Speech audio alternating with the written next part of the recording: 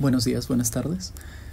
Me llamo Renato Ricardo Cano Araujo y yo les voy a hablar sobre el modelamiento computacional de la morfodinámica y electrofisiología neuronal durante el periodo sensible para el aprendizaje del apego infantil. Primeramente, para introducir el tema, quisiera hablarles del apego. El apego es definido como el vínculo emocional entre un individuo y su cuidador o otro individuo significante.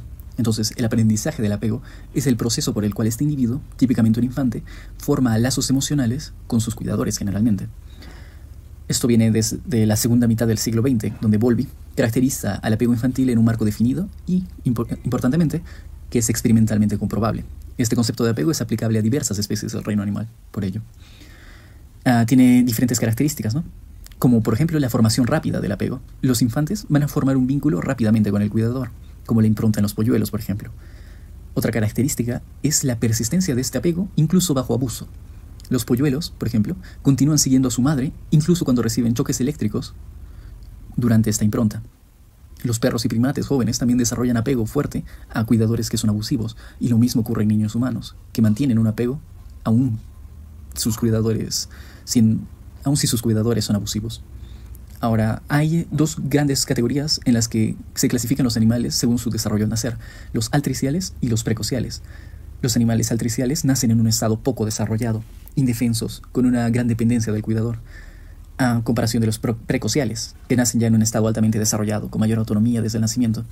Entonces, el apego podría haber evolucionado para garantizar que los animales altriciales desarrollen conductas de búsqueda de proximidad hacia el cuidador, independientemente de la calidad del cuidado recibido.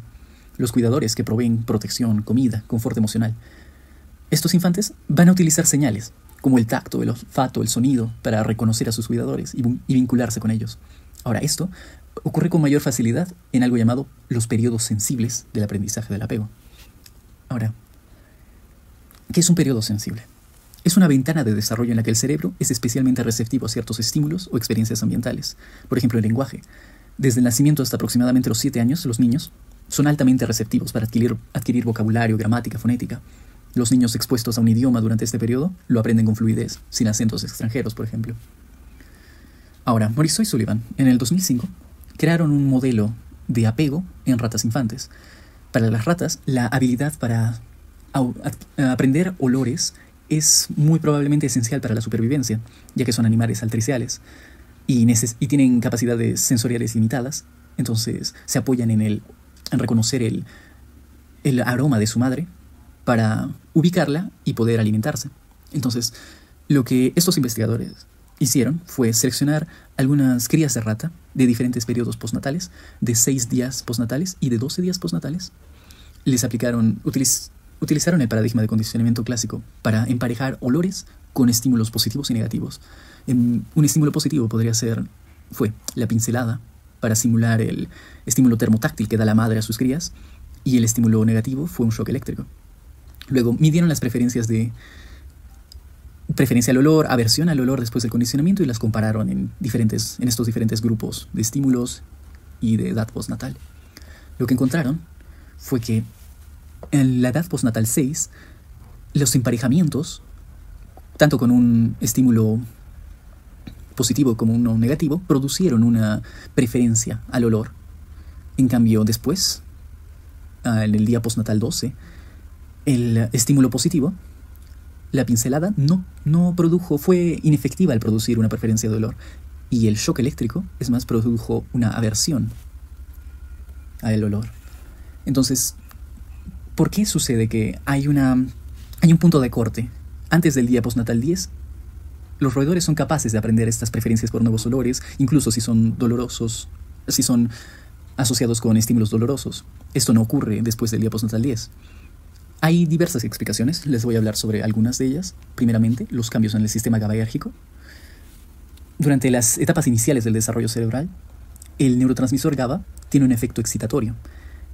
Se asume que es por la mayor expresión del cotransportador NKCC1, que introduce cloro en la célula. Entonces, por su gradiente de concentración, genera una despolarización, siendo GABA despolarizante en etapas inmaduras. Cuando la neurona se vuelve más madura, hay una expresión más grande, más alta, del cotransportador KCC2. Entonces, este cotransportador expulsa el cloro de la célula. Y por el gradiente de concentración, cuando se activa el canal GABA, permite que el cloro entre en la célula, causando una hiperpolarización. Entonces se asume que la entrada sináptica GABAérgica despolariza las neuronas piramidales en etapas tempranas, y esto amplifica las respuestas de las neuronas piramidales al olor materno condicionado. Otros cambios maduracionales, por ejemplo, son la alta responsividad transitoria del circuito bulbo-olfatorio, corteza anterior piriforme anterior, al olor materno, una hipofunción del locus coeruleus o una hipofuncionalidad de la amígdala. También los cambios morfológicos, y en estos van a ser en los que se centra mi investigación. Los cambios, y nos dan estas preguntas, ¿no? Los cambios morfológicos de estas células piramidales de la corteza piriforme anterior podrían influir en los cambios en el aprendizaje del apego. ¿No sería más lógico pensar que una cantidad mayor de posibles conexiones debería aumentar la responsividad en comparación con una que tiene menor posibles conexiones? Eso nos lleva a la creación del modelo de crecimiento dendrítico. Y esto se basa en investigaciones de Van Pelt y Schierwagen en el 2004. Les quisiera hablar de arquitectura primero. La arquitectura, un buen diseño arquitectónico, toma en cuenta dos variables, además de otras, claramente.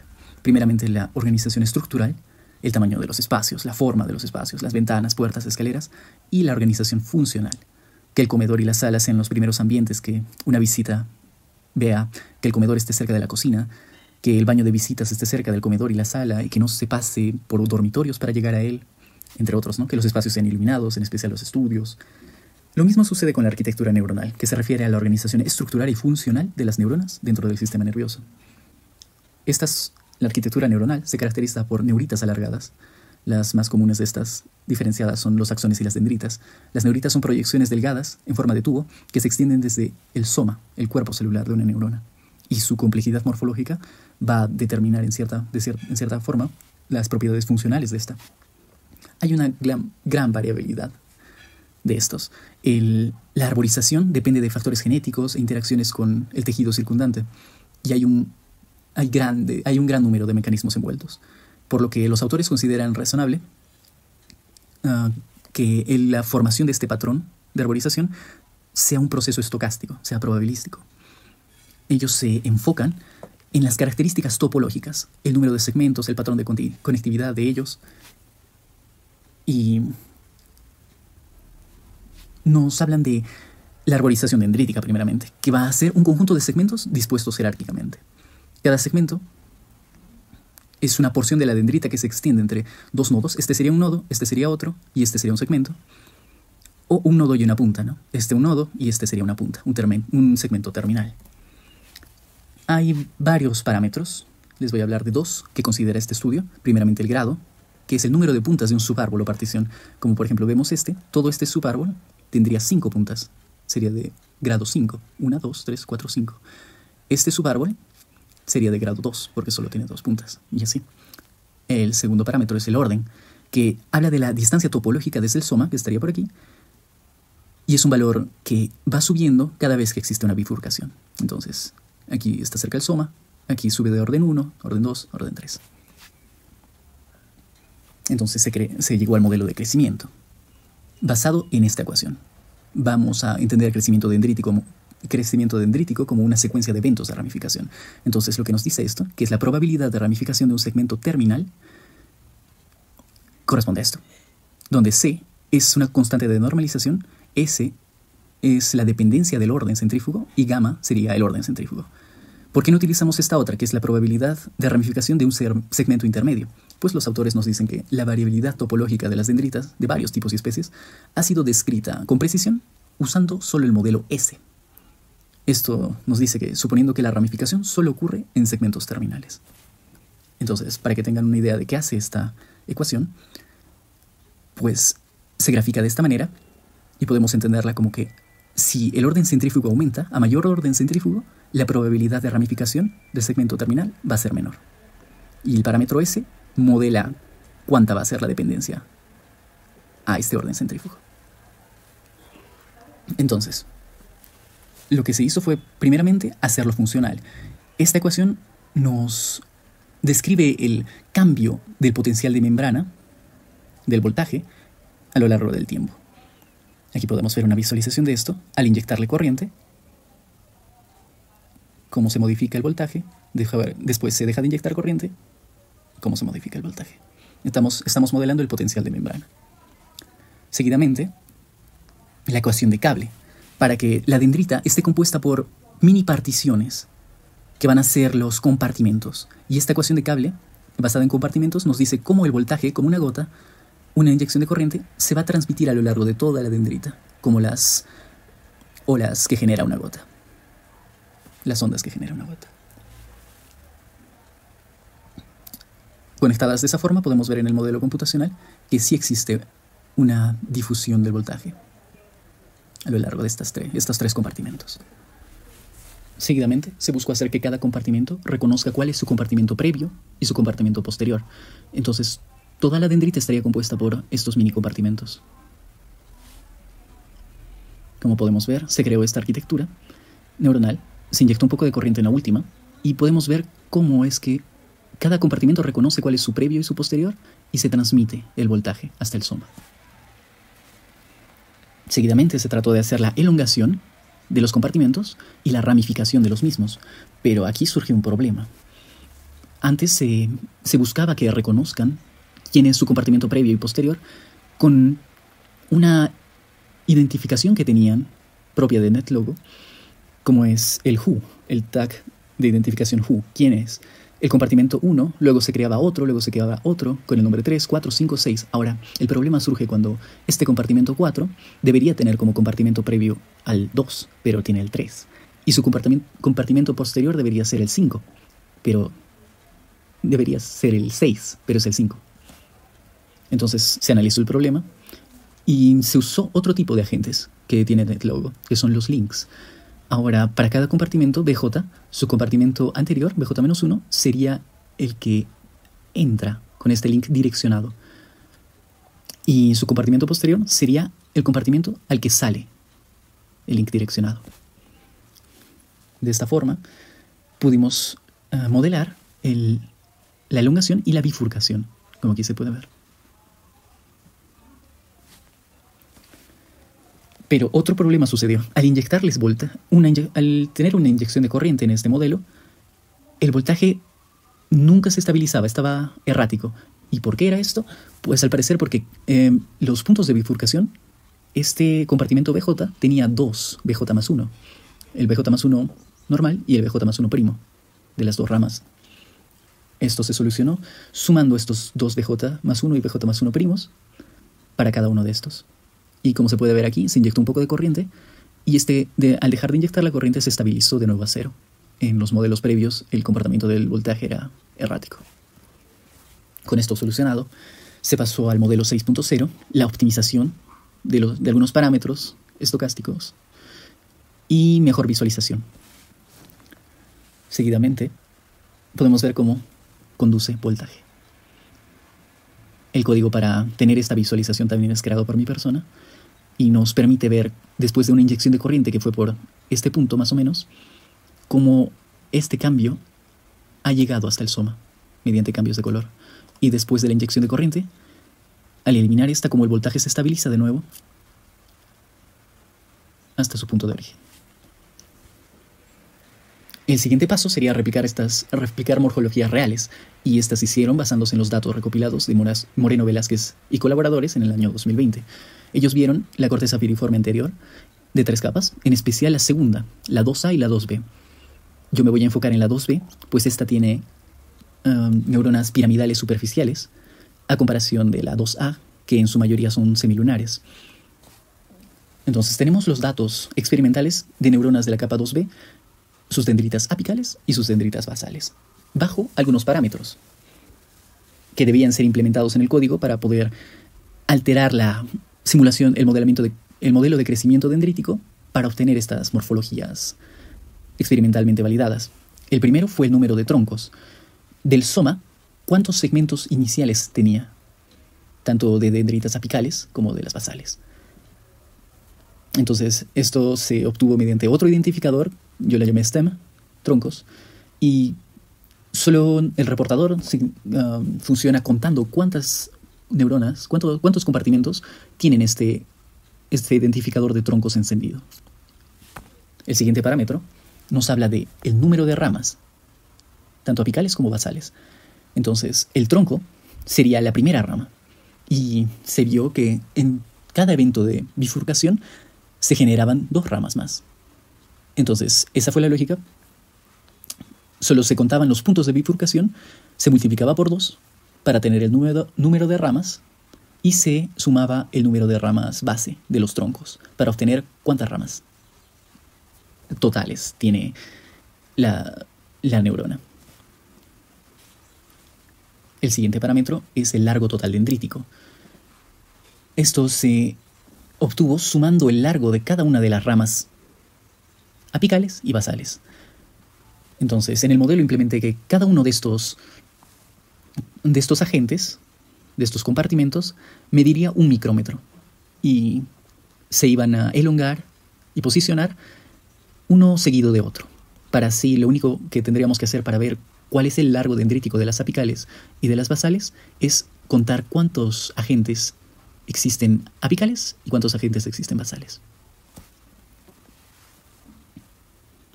El siguiente parámetro es un poco más complicado. Nos habla de cuál es el promedio del largo de las ramas individuales. Entonces, en promedio, cuánto mide cada rama, tanto apical como basal. Y se obtiene sumando todas las ramas y dividiéndola por el número de ramas. Esto, primeramente, como hay cierta variación, no sería muy bueno solo tener el largo total y dividirlo entre el número de ramas. Por lo que se buscó generar un reportador que cuente el número de ramas y en cada punto de bifurcación lo reporte. Entonces tenemos, primeramente en este punto de bifurcación, nos da el largo de esta rama. Luego siguen creciendo. Aquí hay otro punto de bifurcación y nos da el largo de toda esta otra rama verde. Ahora, tendríamos el largo de estas 2 ramas. Pero nos faltan estas 3 que no tuvieron un evento de ramificación al final. Entonces, lo que hace la simulación es cuando esta termina, cada uno de estos terminales reporta el largo de su rama. Y estos son sumados y se toma el promedio de estos, ¿no? Y tendríamos el promedio individual del largo de las ramas. Esto entonces, pues de cada uno de los periodos postnatales, que tenemos del 1 al 2 día postnatal, del 6 al 8, del 12 al 14 y de 30 a más días postnatales, se convirtió a valores numéricos con cierto grado de precisión y se obtuvo valores promedio de los 4 parámetros, tanto para dendritas apicales como basales y de las capas 2A y 2B. Con esta data y los parámetros implementados en el modelo, se lograron graficar morfologías experimentalmente válidas, como por ejemplo esta, del día 6 a 8 postnatal. Y la siguiente, del día 12 a 14 postnatal.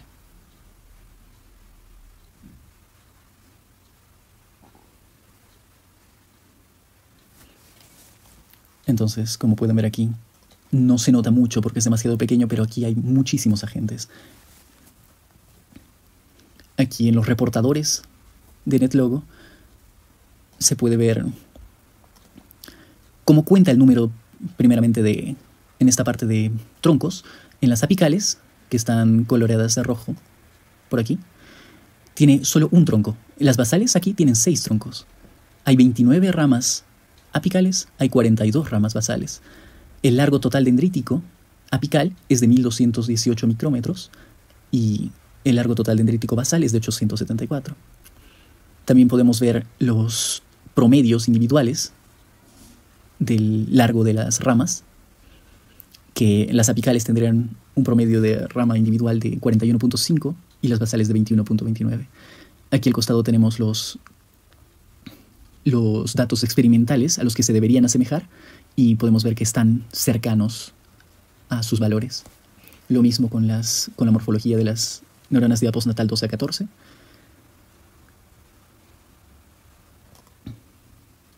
Exacto, aquí.